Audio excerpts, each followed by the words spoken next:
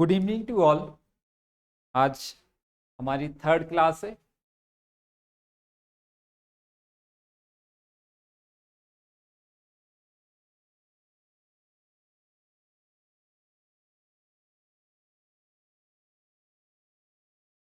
आज हमारी third class है और थर्ड क्लास में आज पहले हम थ्योरी कवर करेंगे, उसके बाद हम प्रैक्टिकल देखते हैं।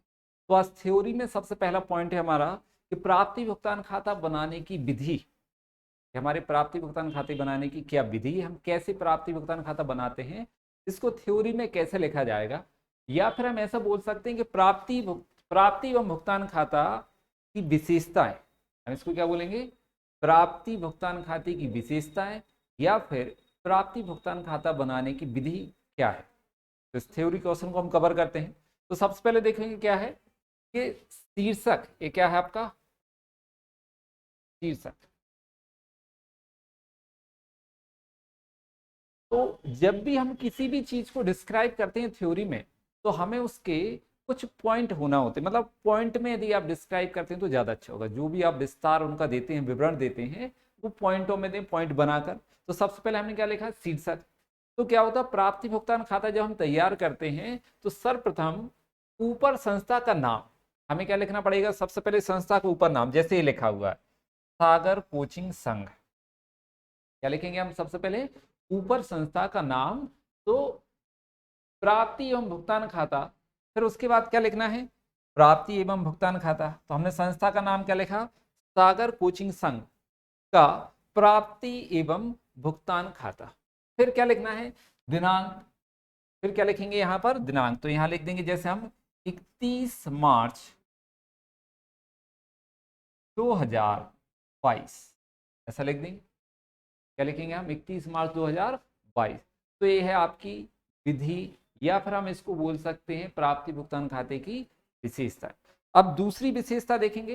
दूसरी विशेषता क्या है, प्राप्ति एवं भुगतान पक्ष। तो प्राप्ति भुगतान खाते में इस खाते का डेबिट पक्ष प्राप्ति पक्ष कहलाता है। डेबिट पक्ष कौन सा कहलाता है, प्राप्ति पक्ष। तो ये आपका प्राप्ति भुगतान खाता है और ये वाला है आपका डेबिट। लेफ्ट हैंड साइड का क्या है आपका, डेबिट, और इसी को हम क्या बोलते हैं, प्राप्ति पक्ष। फिर आगे, जिसमें समस्त प्राप्तियां लिखी जाती हैं। अपन क्या करते हैं, प्राप्ति भुगतान खाते के डेबिट पक्ष में समस्त प्राप्तियां लिखेंगे और इसी को हम क्या बोलते हैं, प्राप्ति पक्ष। आगे, क्रेडिट पक्ष में समस्त भुगतान लिखे जाते हैं। इसके क्रेडिट पक्ष में लेफ्ट हैंड साइड वाला डेबिट कहलाता है, राइट हैंड साइड वाला क्या कहलाता है आपका, क्रेडिट। और क्रेडिट पक्ष आपका होता है भुगतान पक्ष, इसमें समस्त भुगतान लिखे जाते हैं। थर्ड थर्ड देखेंगे आप विशेषता या फिर इसको बनाने की विधि। तीसरा क्या लिखा हुआ है, प्रारंभ। जब हम प्राप्ति भुगतान खाता तैयार करते हैं तो हम प्रारंभिक रोकड़ शेष से ही तैयार करते हैं।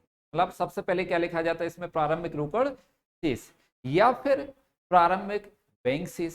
अच्छा, जो प्रारंभिक रोकड़ शेष या प्रारंभिक बैंक शेष होता है वो गत वर्ष का, मतलब पिछले वर्ष का अंतिम शेष कहलाता है ना। तो पिछले वर्ष का अंतिम शेष हमारे चालू वर्ष का प्रारंभिक शेष होता है। तो प्राप्ति भुगतान खाता बनाते समय सबसे पहले हम प्राप्ति पक्ष में प्रारंभिक रोकड़ शेष या प्रारंभ बैंक शेष लिखेंगे, और दोनों दिए हैं तो हम दोनों लिख लेते हैं। एक क्वेश्चन हम इसका आपको करा चुके हैं। तो यहां देखेंगे सबसे पहले क्या लिखना है, हमें प्राप्ति पक्ष में प्रारंभिक रोकड़ शेष लिखेंगे। तो यहां पर देखो क्या लिखा, इसका प्रारंभ प्राप्ति क्या है, प्राप्ति पक्ष से प्रारंभिक रोकड़ शेष से किया जाता है। क्या है, यहां पर फॉन्ट की प्रॉब्लम की वजह से कुछ वर्ड यहां चेंज हो गए, तो इसलिए हम यहां पर आपको सुधार देते हैं। तो यहां पर क्या लिखा हुआ है, इसके प्राप्ति पक्ष में प्रारंभिक रोकड़ शेष से किया जाता है इसका प्रारंभ, प्राप्ति भुगतान का। अगला नेक्स्ट देखेंगे क्या है, नगद लेन देन। इसमें सिर्फ नगद लेन देनों का लेखा किया जाता है। तो प्राप्ति भुगतान खाते में हम सिर्फ नगद लेन देनों को लिखते हैं, उधार लेन देन कोई भी नहीं लिखे जाते। अगला पॉइंट देखेंगे, पूंजीगत एवं आगमगत मदें। अगला क्या है आपका पूंजीगत एवं आगमगत मद। तो इसमें दोनों प्रकार की मदें लिखी जाती हैं। दोनों प्रकार की मदें मतलब आगमगत एवं पूंजीगत दोनों मदें लिखी जाती। अब आगमगत और पूंजीगत क्या कहलाती हैं? तो ऐसी मदें जो बार बार की जाती हैं, बार बार खर्च होती हैं या बार बार प्राप्त होती हैं, उनको हम बोलते हैं आगमगत मदें। ठीक है, बार बार आना, प्राप्त होना। और पूंजीगत मदें क्या होती हैं? जो कि संपत्तियों से संबंधित होती है, स्थायी संपत्तियों से, या फिर बार बार जो इनके खर्च हमें नहीं करना होते, वो कहलाती हैं पूंजीगत मदें। जैसे हमने फर्नीचर खरीदा तो पूंजीगत मद है, हमने किराया दिया तो ये आगमगत मद है। तो प्राप्ति भुगतान खाते में दोनों प्रकार की मदें लिखी जाती हैं, चाहे वो पूंजीगत मद हो या आगमगत मद हो।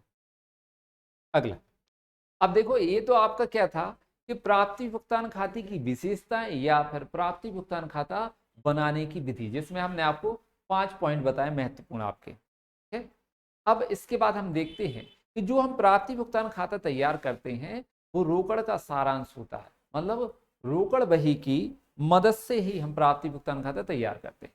तो हम यहाँ पर देखेंगे कि प्राप्ति भुगतान खाता और रोकड़ खाते में दोनों में क्या डिफरेंस है, क्या अंतर है, उसको आगे देखेंगे अपन। तो ये है आपके पास क्वेश्चन,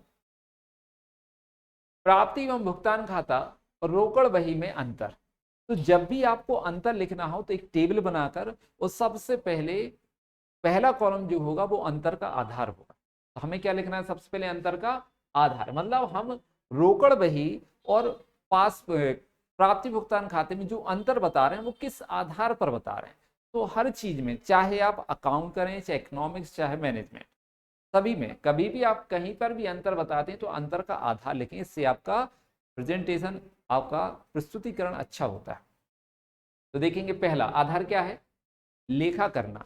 तो हमें यहां पर देखेंगे रोकड़ खाता और प्राप्ति भुगतान खाते में लेखा करना मतलब क्या है कि इसमें प्रतिदिन लेखा किया जाता है। मतलब जब हम रोकड़ बही में व्यवहारों को लिखते हैं तो प्रतिदिन लिखते हैं, रोज इसमें व्यवहारों का लेखा किया जाता है। किसमें?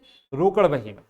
रोकड़ बही में क्या होता है? इसमें प्रतिदिन लेखा किया जाता है, डेली व्यवहारों को लिखा जाता है दिन प्रतिदिन। लेकिन प्राप्ति भुगतान खाते में इसमें वर्ष में एक बार तैयार किया जाता है। मतलब प्राप्ति भुगतान खाता एक निश्चित तिथि को वर्ष में तैयार किया जाता है।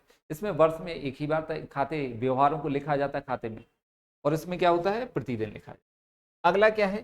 तारीख। दूसरा क्या है आपका? तारीख। अंतर का आधार हम बता रहे हैं कि तारीख। तो यहाँ पर तारीख में क्या है? इसमें लेखे तिथिवार किए जाते हैं। रोकड़ बही में जो लेखे होते हैं, पहला कौन सा आपका? रोकड़ खाता। तो रोकड़ खाते में जो व्यवहारों का लेखा किया जाता है वो तिथिवार, मतलब पहले 1 जनवरी का, फिर 5 जनवरी का, फिर 8 का। यदि उसके 5 के पहले 4 भी है तो 4 का लिखेंगे, फिर 5 का लिखेंगे। मतलब ऐसे डेट वाइज लिखा जाता है, तिथिवार इसका रोकड़ खाते में लेखा किया जाता है। लेकिन प्राप्ति भुगतान खाते में तिथि नहीं लिखी जाती या तिथिवार नहीं लिखे जाते। इसमें तो ऊपर हेडिंग पर, यहाँ पर जो अभी हमने खाता बताया, ऊपर हेडिंग में एक बार डेट डाल दी जाती है जब हम प्राप्ति भुगतान खाता बनाते हैं, तब इसके बाद कोई भी डेट नहीं लिखी जाती। ठीक। शीर्षक में विभाजन। अब शीर्षक में विभाजन क्या है? तो देखो रोकड़ खाते में क्या है? इसके समस्त व्यवहार विस्तार से लिखे जाते हैं, इनका प्रकृति के आधार पर विभाजन नहीं किया जाता। मतलब रोकड़ बही में जो भी व्यवहार हैं, समस्त व्यवहार हम विस्तार से लिखते हैं और प्रकृति के आधार पर इनका किसी भी प्रकार का कोई विभाजन नहीं किया जाता। लेकिन जब प्राप्ति भुगतान खाता बनाते हैं तो इसमें समस्त व्यवहारों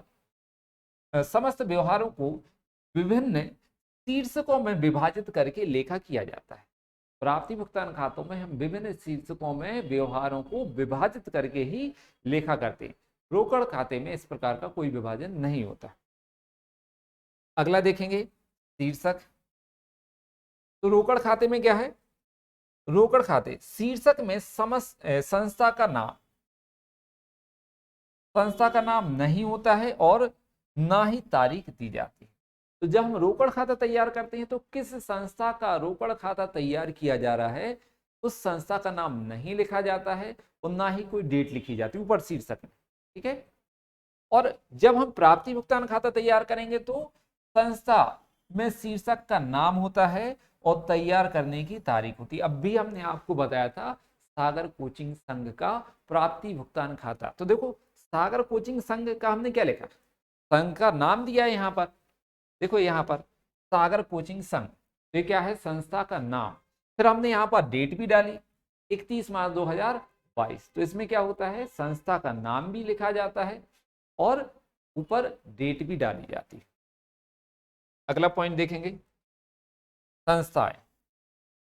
संस्थाएं से मतलब कि रोकड़ खाता कौन सी संस्था तैयार करती है और प्राप्ति भुगतान खाता कौन सी संस्था तैयार करती है। तो रोकड़ खाता चाहे संस्था आपकी गैर व्यापारिक हो या व्यापारिक संस्था हो, दोनों प्रकार की संस्थाएं इन रोकड़ खाते को तैयार करती हैं। तो देखो लिखा है ना, यह खाता व्यापारिक संस्था एवं गैर व्यापारिक संस्था दोनों द्वारा तैयार किया जाता है।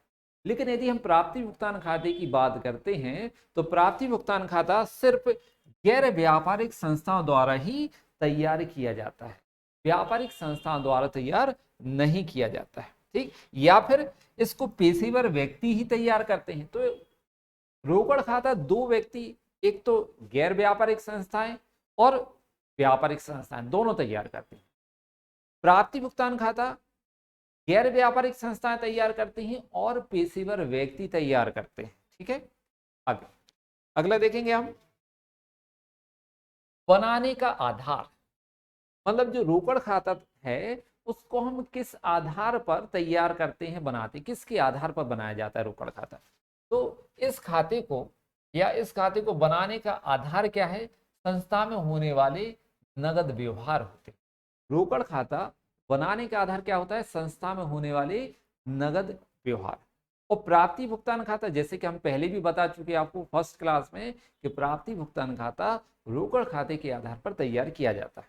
ठीक, तो यहां देखेंगे यह रोकड़ बही के आधार पर तैयार किया जाता है।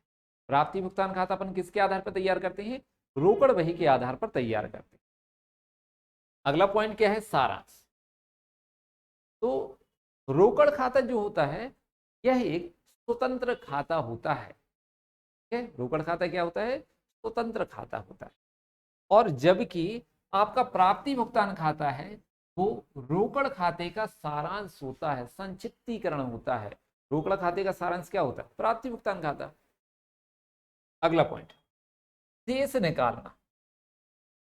शेष निकालना, तो रोकड़ खाते का शेष प्रतिदिन निकाला जाता है कि आज हमारी संस्था में कितना शेष पैसा कितना बचा हुआ है।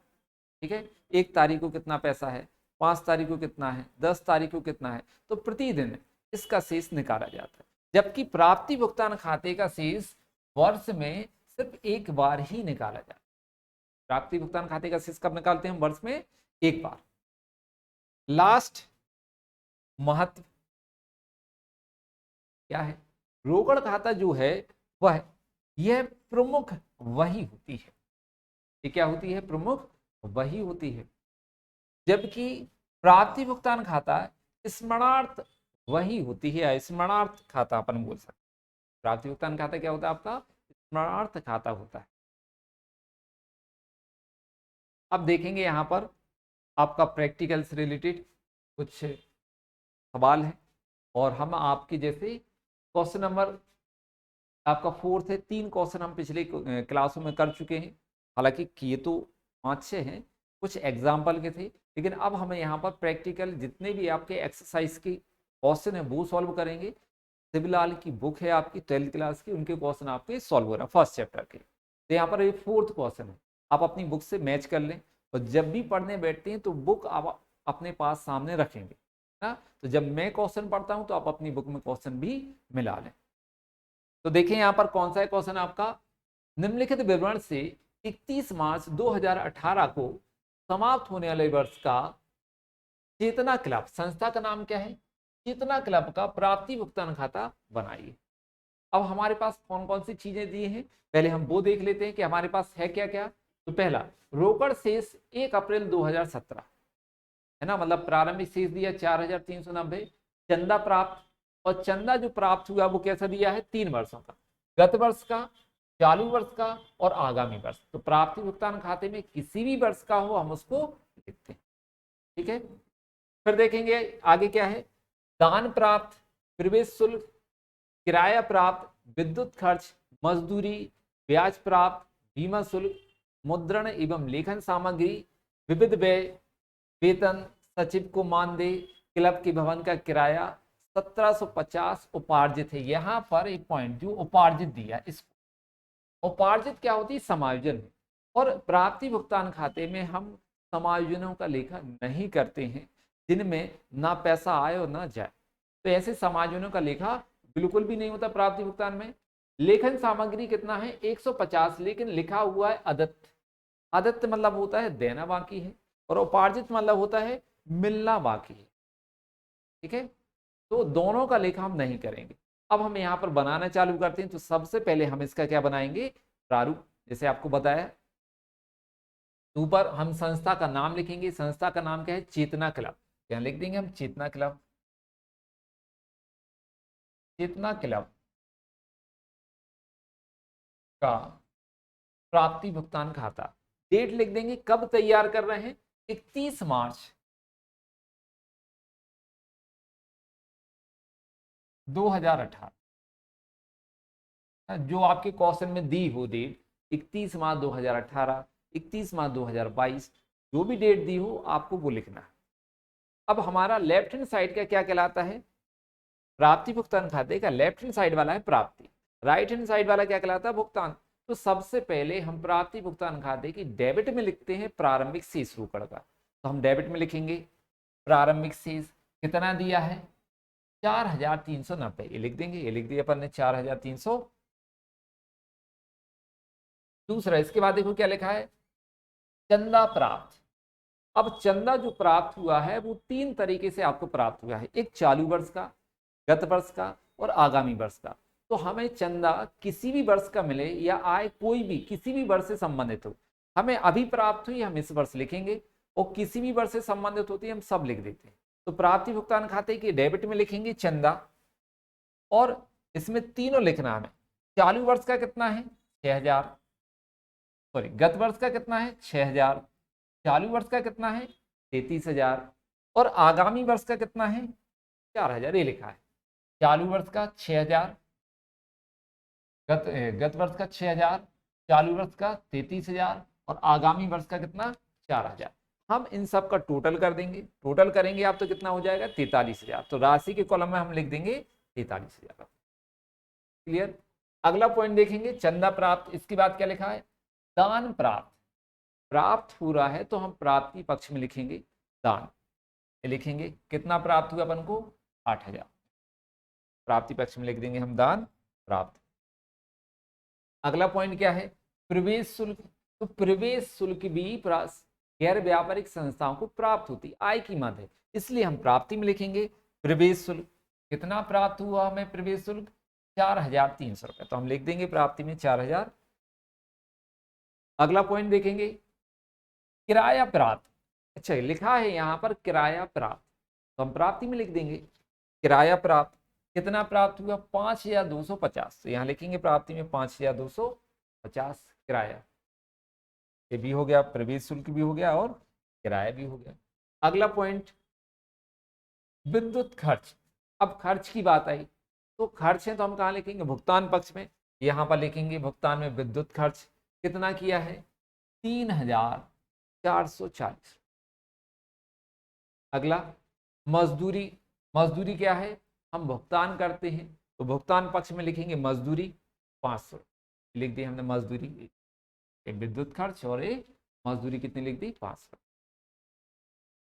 मजदूरी के बाद ब्याज प्राप्त 2950 रुपये प्राप्त हो रहा है तो हम प्राप्ति पक्ष में लिखेंगे ब्याज प्राप्त कितना 2950, यहां लिख देंगे 2950 रुपये ब्याज की।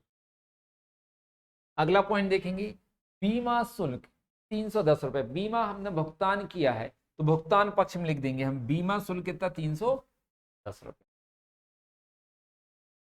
मुद्रण एवं लेखन सामग्री 350, ये भी आपके खर्च है, भुगतान पक्ष में लिखेंगे लेखन सामग्री 350 रुपये। अगला पॉइंट देखेंगे, विविध व्यय। विविध व्यय कितना है? 900 रुपए।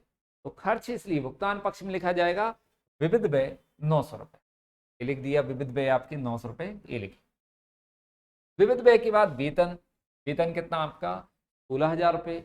ये भी संस्था का खर्च है, तो भुगतान पक्ष में लिखा जाएगा वेतन 16,000 रुपए, ये लिख दिया, वेतन 16,000। अब क्या दिया है?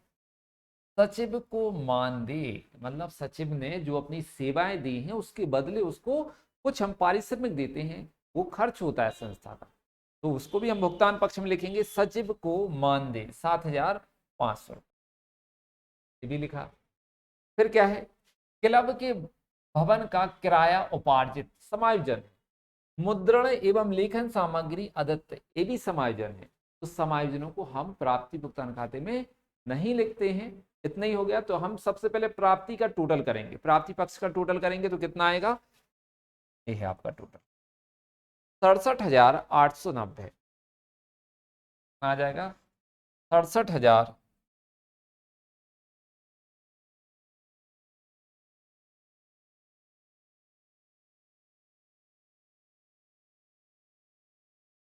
67,800 ये आपका प्राप्ति। इस प्राप्ति पक्ष में से हम क्रेडिट के जो भुगतान पक्ष है इन सबको माइनस कर देंगे, जो बचेगा वो क्या कहलाता है आपका? अंतिम शेष। तो यहां लिखेंगे हम भुगतान पक्ष में अंतिम शेष। कितना बच रहा आपका? 38,890 रुपए। तो जब डेबिट के प्राप्ति के टोटल में से 67,890 में से क्रेडिट का हम सब टोटल माइनस करेंगे तो कितना आ जाएगा आपका? 38,890। अब दोनों का टोटल बराबर कर देंगे, कितना? 67,890 रुपए। एक बार आप इसका स्क्रीनशॉट ले सकते हैं यदि आपको स्क्रीनशॉट लेना है। चलिए अगला देखते हैं हम। अभी आपका कौन सा क्वेश्चन है? फिफ्थ, पांचवा क्वेश्चन। फोर्थ आपका कंप्लीट हो गया। फिफ्थ क्वेश्चन में देखें क्या है? निम्नलिखित जानकारी से 31 मार्च 2018 के वर्ष के लिए प्रगति क्लब का प्राप्ति भुगतान खाता तैयार कीजिए। क्या क्या है अपने पास? प्रारंभिक रोकड़ शेष दी है 3600 रुपए।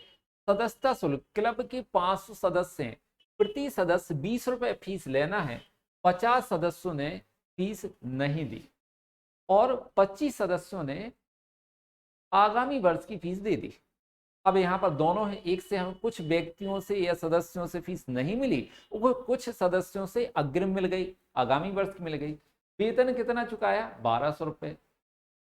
बगीचा व्यय कितना है? 600 रुपए चुकाया है और 100 रुपए अदत्त है। तो यहां पर हम तैयार करते हैं प्राप्ति भुगतान खाता। यहां लिखेंगे अपन, हेडिंग डाल देंगे सबसे पहले।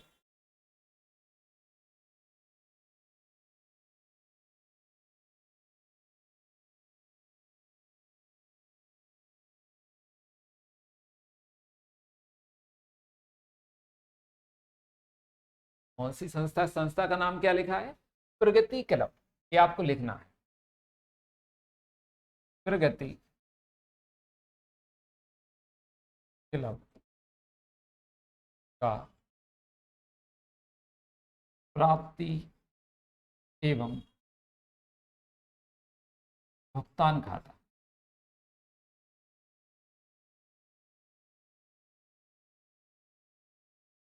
डेट क्या आपकी? 31 मार्च 2018। 30 मार्च 2000। डेबिट साइड क्या कहलाता है? प्राप्ति। तो यहां लिख देंगे प्राप्ति, राशि का कॉलम है, ये भुगतान का कॉलम,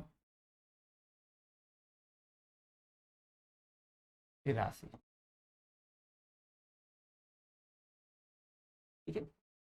अब एक चीज आपको ध्यान रखना है कि जब भी आप क्वेश्चन करते हैं तो समझने के बाद इनको आप अपने एक फेयर रजिस्टर में लिखें जरूर, क्योंकि चीज देखने से, सुनने से और लिखने से, तीनों तरीके से ही आपको याद होती हैं और अच्छी ज़्यादा समझ में आती है। ठीक है, तो ये काम आपको जरूर करना है।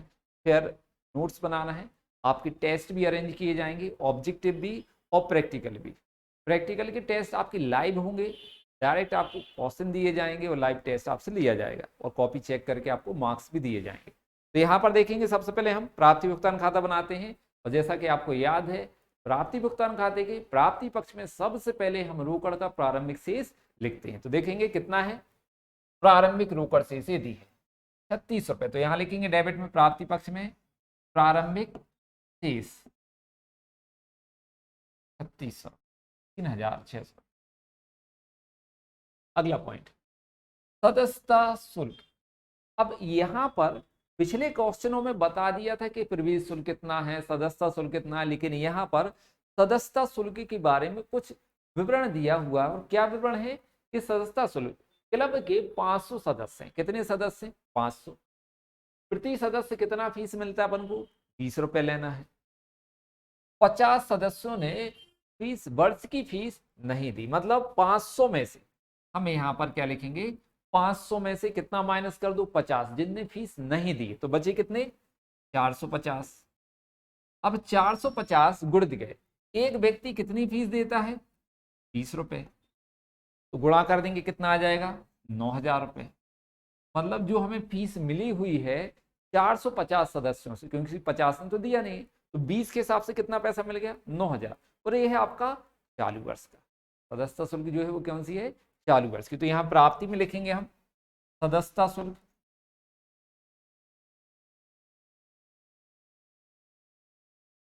सदस्यता शुल्क डैश कर देंगे, जो यहाँ पर लिखेंगे अपन 450 गुण दिया 20, कितना आ जाएगा?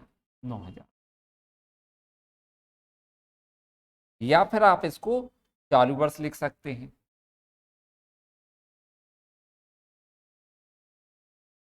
तो आप लिख देंगे चालू वर्ष।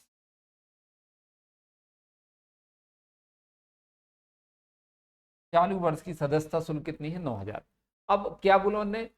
25 सदस्यों ने आगामी वर्ष की फीस दे दी, मतलब अग्रिम दे दी, तो यहां पर लिखेंगे अग्रिम।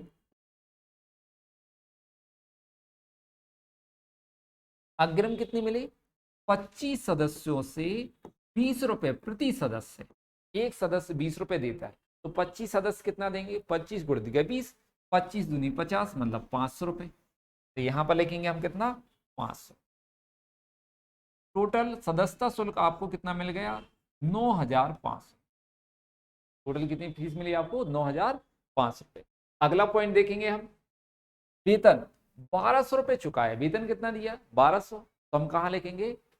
भुगतान पक्ष में वेतन 1200, ये लिख दिया, वेतन 1200। अगला पॉइंट क्या है? बगीचा व्यय, गार्डन है, वहां पर कुछ खर्च किए होंगे, बगीचा व्यय है, कितना चुकाया?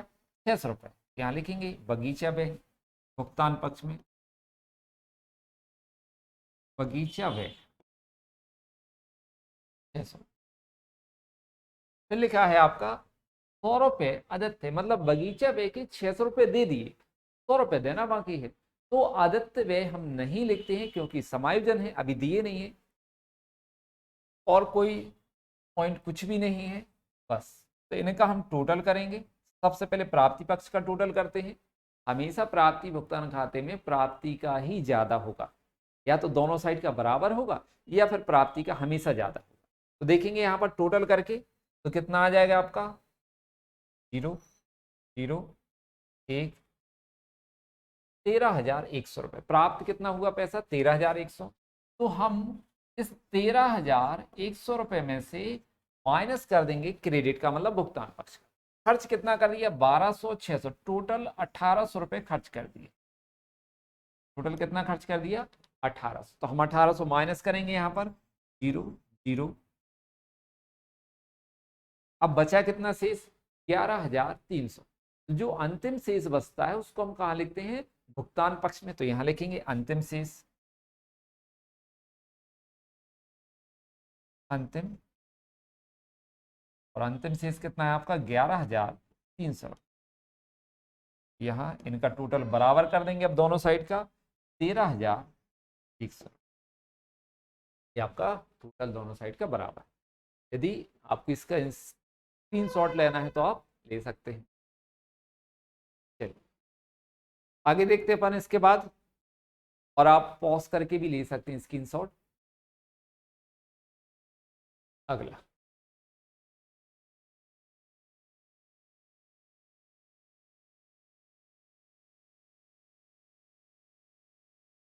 क्वेश्चन नंबर 6, कौन सा क्वेश्चन है आपका? Question number 6। इस क्वेश्चन नंबर 6 में देखो क्या लिखा है, निम्नलिखित सूचना के आधार पर भोपाल क्लब का 31 मार्च 2018 को समाप्त होने वाले वर्ष का प्राप्ति एवं भुगतान खाता बनाइए। 1 अप्रैल 2017 को रोकड़ शेष 3750, सदस्यता शुल्क, आप देखो सदस्यता शुल्क के बारे में डिस्क्रिप्शन दे रहे हैं, विवरण दे रहे हैं कि कितने सदस्य थे, किसने दिया किसने नहीं दिया। तो यहाँ पर देखेंगे क्लब के 500 सदस्य थे। क्लब के कितने सदस्य थे? 500, जिनको प्रति सदस्य 30 रुपए देना था। उनमें से 75 सदस्यों ने वर्ष का चंदा नहीं दिया तथा 25 सदस्यों ने आगामी वर्ष का चंदा दे दिया। बिजली के पंखे, 4 पंखे जिनमें कीमत प्रत्येक की 750 रुपए थी, उधार खरीदे गए, जिसमें से 1000 रुपए का भुगतान किया गया। मतलब 4 पंखे खरीदे हैं, एक पंखे की कीमत 750 है, तो यदि आप टोटल देखेंगे तो 3000 के पड़े, लेकिन हमने भुगतान कितना किया? आपने 1000 रुपए। तो हम जितना भुगतान करते हैं उतना ही पैसा प्राप्ति भुगतान खाते में लिखा जाता है। अगला पॉइंट देखेंगे, वेतन 750 रुपए प्रति माह से फरवरी 2018 तक का दे दिया। फिर किराया, क्लब का माह अप्रैल 2018 तक का 250 रुपए प्रति माह से दे दिया किराए पर। अगला पॉइंट क्या है, विद्युत व्यय 640 रुपए दिए गए और 60 रुपया देना शेष है। तो जो देना शेष है ये अदत्त कहला, क्या है आपका? अदत्त। देना शेष है, बाकी है, बकाया है, ये अदत्त की पहचान होती। और अदत्त व्यय हम इसमें लिखते नहीं, मतलब समायोजन नहीं लिखते। फिर कार्यालय व्यय 450 रुपए, 425 रुपए हुए, जिसमें से 100 रुपए अदत्त थे, मतलब देना बाकी। अब हम इसको सॉल्व करेंगे यहां पर।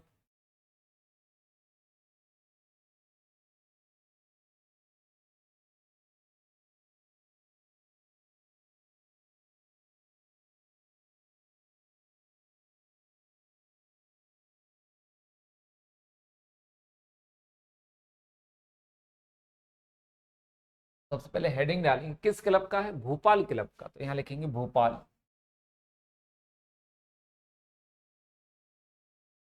भोपाल क्लब का प्राप्ति एवं भुगतान खाता।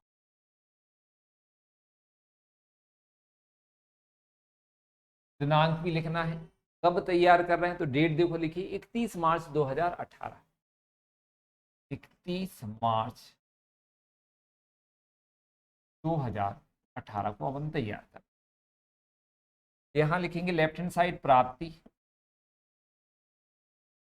ये राशि का कॉलम है आपका। ये वाले लिखेंगे अपन भुगतान, और ये राशि।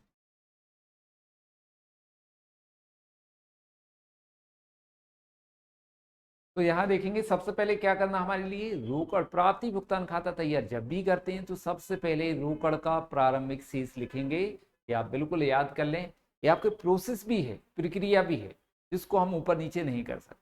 तो सबसे पहले क्या लिखना है, रोकड़ का प्रारंभिक शेष कितना दिया हुआ है? 3750 यहाँ लिखेंगे प्रारंभिक शेष।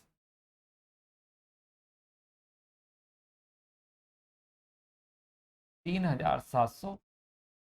अब दूसरा पॉइंट देखिए, आगे क्या दिया है? सदस्यता शुल्क, तो यहां लिख देंगे सदस्यता शुल्क। प्राप्ति पक्ष में लिखेंगे सदस्यता शुल्क, और इसमें हम डैश कर देंगे क्योंकि कुछ विवरण दिया हुआ है। क्या है हम उसको अभी देखते हैं। तो यहां लिखेंगे चालू वर्ष,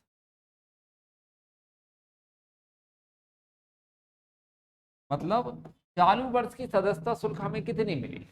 तो देखो क्या लिखा, क्लब के पास कितने सदस्य थे? 500, जिनमें से या जिनको प्रत्येक को कितना पैसा देना था? 30 रुपए। उनमें से 75 सदस्यों ने वर्ष का चंदा नहीं दिया। सदस्यता शुल्क बोले या चंदा एक ही बात।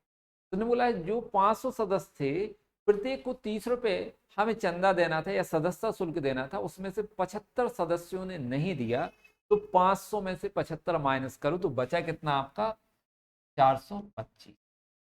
गुण दिए 30 के हिसाब से, एक सदस्य कितना दे रहा है 30 रुपए, तो 425 जिनने दिया उसका हम गुणा कर देंगे, 425 में 30 का गुणा कर दो, उससे कितना आ जाएगा 0, 15, 6, 7, 4, 3, 12।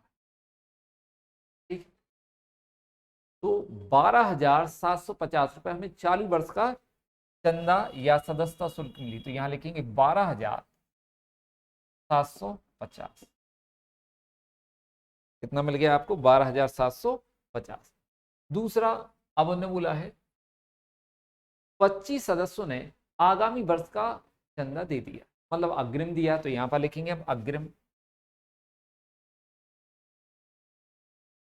कितने सदस्यों ने दिया 25, एक कितना देता है 30, तो 25 गुण दिए 30 कितना आ जाएगा 750, 25 दिए 75, टोटल कर दो 12,750 और 750, दोनों का टोटल करेंगे तो कितना आ जाएगा 13,500। ये आपका सदस्यता शुल्क जो हमें प्राप्त हुई। फिर अगला पॉइंट क्या दिया है, बिजली के पंखे। क्या है बिजली के पंखे।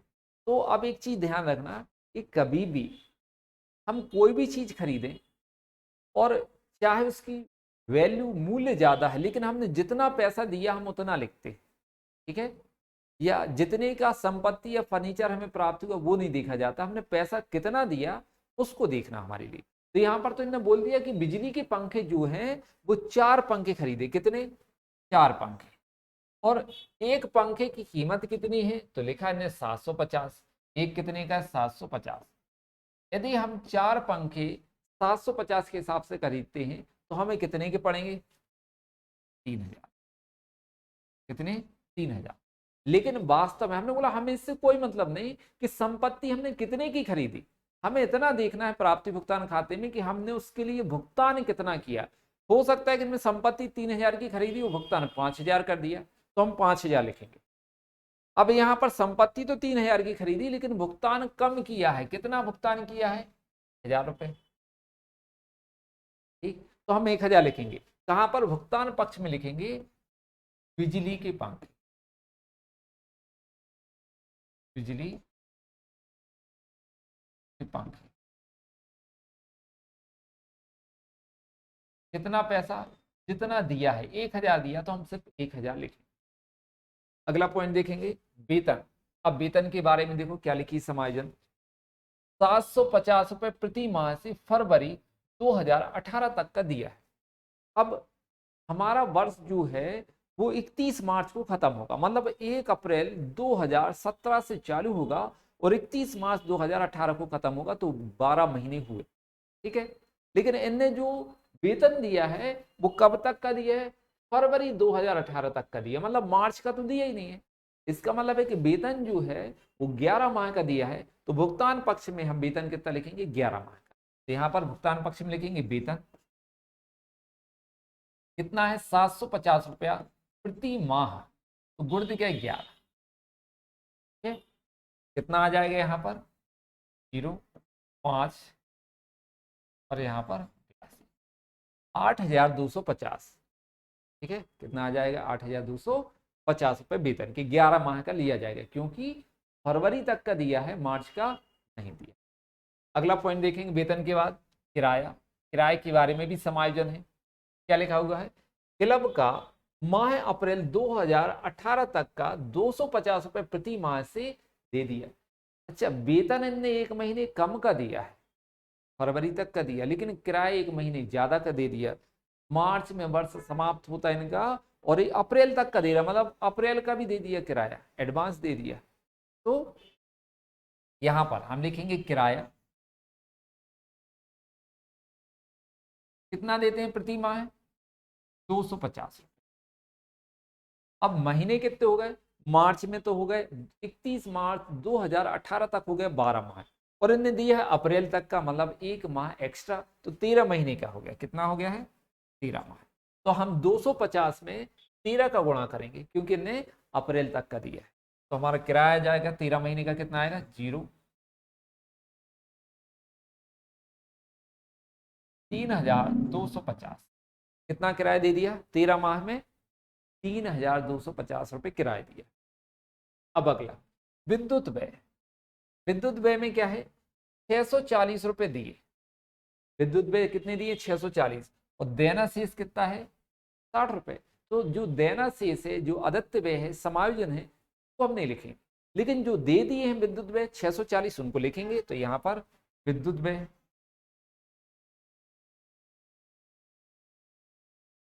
कितना दिया है, 640, तो यहाँ पर हम लिखेंगे 40। अगला पॉइंट कार्यालय व्यय। कार्यालय व्यय में देखो क्या लिखा है, 425 रुपये हुए, जिनमें से 100 रुपये अदत्त थे। मतलब इस मार्केट गए या कहीं सामान इन्हें खरीदा तो 425 रुपये का सामान इन्हें क्या कि खरीद लिया, और 100 रुपये कहा बाद में दे देंगे आपको। तो दिया कितना, हम 425 में से 100 रुपये बाद में देंगे, तो अभी कितना दिया है, 325 रुपये। अभी तुरंत में कितना पेमेंट किया हमने, 325। तो भुगतान पक्ष में हम लिखेंगे कार्यालय व्यय,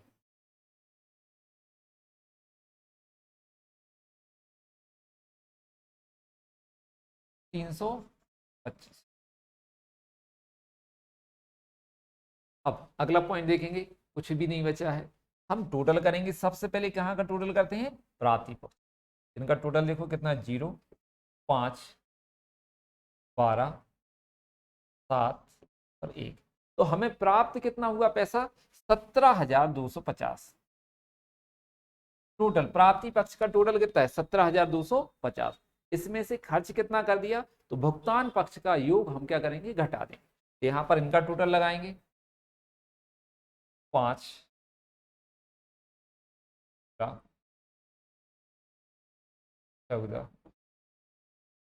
13, 13,465 रुपए क्या किए, खर्च कर दिए। कितने में से, 17,250 में। तो अब बचा कितना पैसा, 5,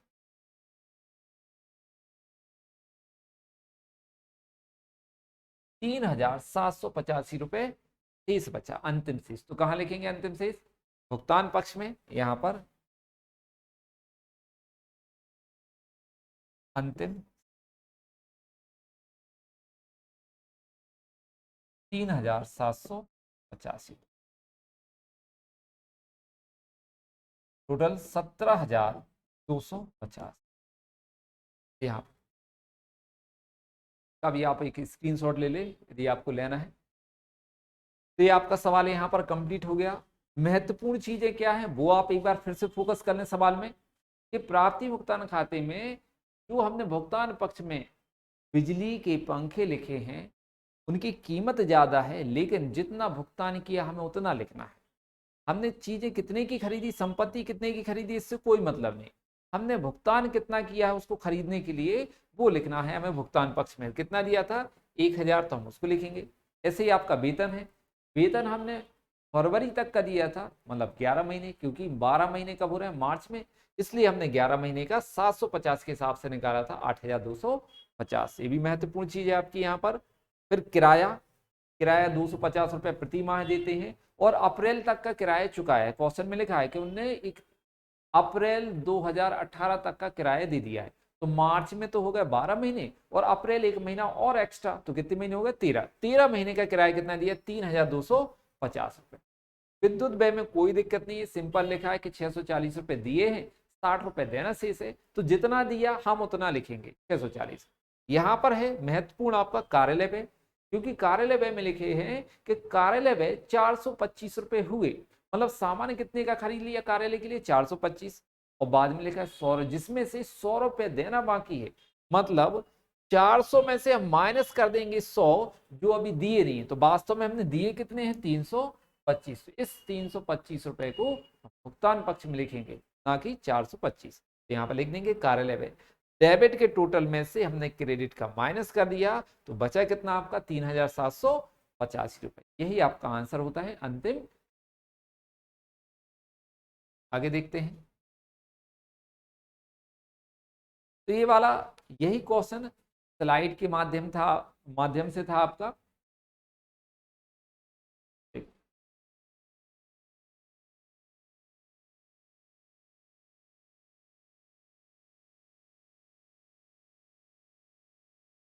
17,250। अब आपके लिए एक इंफॉर्मेशन, ये हमारी कौन सी थर्ड क्लास है आज। आज हमने अपनी थर्ड क्लास कंप्लीट की। हमने आपको कहा है कि 7 क्लासेस जो हैं आपकी कैसी चलेंगी, फ्री ऑफ कॉस्ट। 8वीं क्लास से आपको पर मंथ 100 रुपये का भुगतान करना पड़ेगा। मतलब आपकी जो फीस है कोचिंग की वो कितनी है, 100 रुपये। आपको प्रति माह 100 रुपये के भुगतान पर ये क्लासेस मिलेंगी। आप हमारे ऐप पर जाकर, जो आपके प्ले स्टोर पर मिलेगा, किस नाम से मिलेगा, अमित कॉमर्स कोचिंग नाम से, आप वहां से जाकर इस कोर्स को परचेज कर लें। ठीक, तो आप उसमें से अपनी पूरी कंटिन्यू पूरी क्लासेस देख सकते हैं, जिसमें आपको पूरे चैप्टर जितने भी हैं वो सब कंप्लीट होंगे और बाकायदा पूरे एक एक सवाल के साथ ही कंप्लीट किए जाएंगे। आपको कभी भी कोई दिक्कत नहीं जाएगी। आपका सिर्फ इतना आपको याद रखना है कि जो चीज़ यहाँ पर पढ़ा रहे हैं आप उनको क्या करें, पीडीएफ तो आपको मिल जाएंगे, लेकिन आप उसको नोट्स बनाने की हैबिट डालें। क्योंकि आप जब सुनते हैं, लिखते हैं और उनको पढ़ते हैं तो तीनों चीज़ों से क्या होता है, आपके दिमाग में जाती स्टोर होती है और वो हमें लंबे समय तक क्या होती है, याद होती हैं। इसलिए आपको नोट्स बनाना चाहिए। जितनी भी थ्योरी यहाँ पर बताई जा रही वो सब आपके एग्जाम को ओरिएंटेट करके बनाई जा रही है। आपको बताया जा रहा है कि एग्जाम में क्या महत्वपूर्ण है, कितनी चीज़ें। हमें नहीं लगता कि आपके एग्जाम में इससे बाहर जाएगा। ठीक है, ऑब्जेक्टिव क्वेश्चन भी आपको हर चैप्टर के मिलते रहेंगे।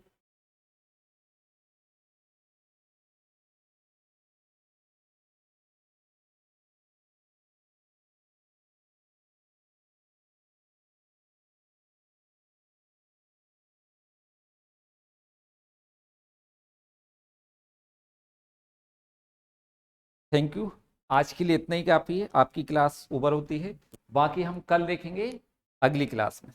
Thank you.